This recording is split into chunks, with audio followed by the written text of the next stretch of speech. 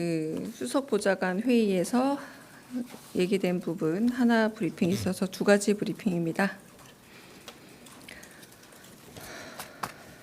네, 55분에 시작하기로 했지만 조금 10초만 먼저 시작할게요. 강유정 대변인입니다. 이재명 대통령이 오늘 차관급 인사를 단행했습니다. 먼저 국방부 차관은 이두희 전 육군 미사일 전략 사령부 사령관입니다. 제28 보병 사단장, 국방부 정책기획관, 제1군단장, 미사일 전략 사령부 사령관 등 야전과 정책부서를 두루 거친 국방 전문가로서 온화한 리더십과 소통 능력을 겸비했습니다.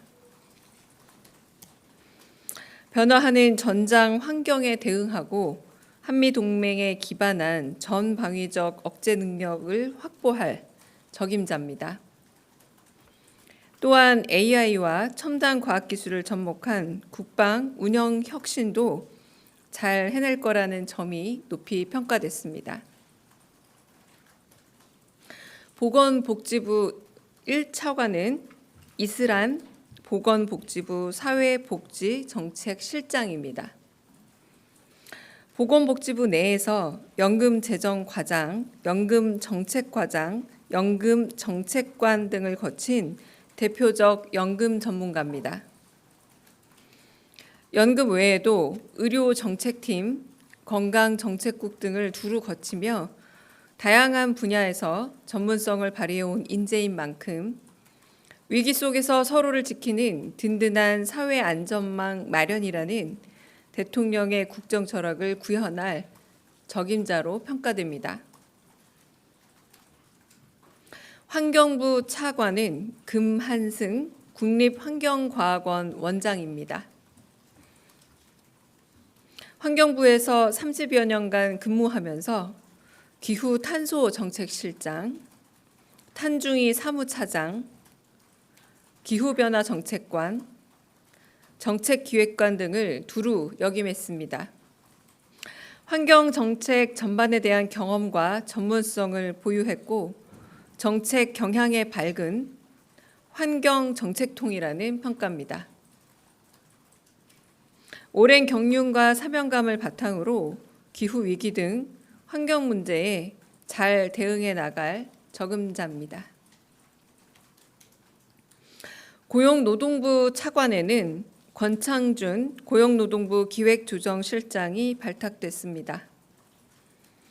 노동환경 개선을 위해 전례 없는 대규모 면접 조사를 실시하고 청년이 참여하는 노동의 미래 포럼을 구성하는 등 적극적인 일처리가 강점입니다.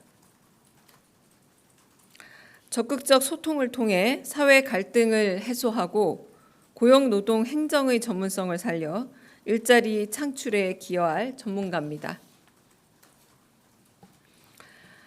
공정거래위원회 부위원장은 남동일 공정거래위원회 상임위원입니다.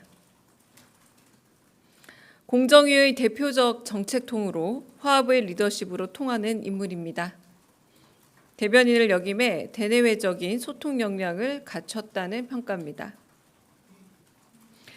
대통령이 강조한 공정경제를 실현해 플랫폼 경제 시대에 맞는 공정거래 질서를 확립해 나갈 적임자입니다.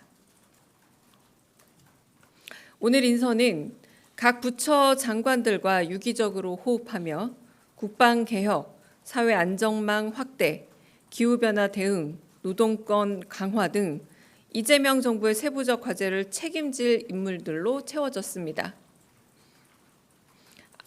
앞으로도 이재명 정부는 각 분야 전문가들을 적재적소에 배치해 일하는 정부를 만들어 가겠습니다.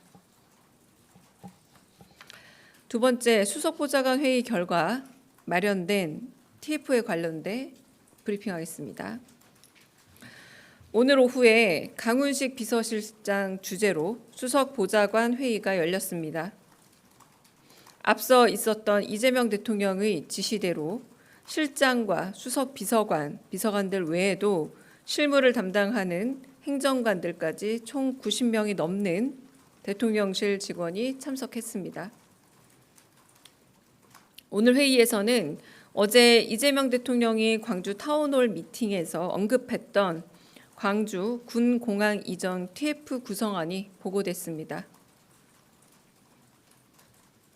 대통령실 차원의 TF를 구성한 건 광주 군공항 이전 문제에 대한 지자체 간 불신을 해소하고 빠른 집행력을 갖기 위해서입니다.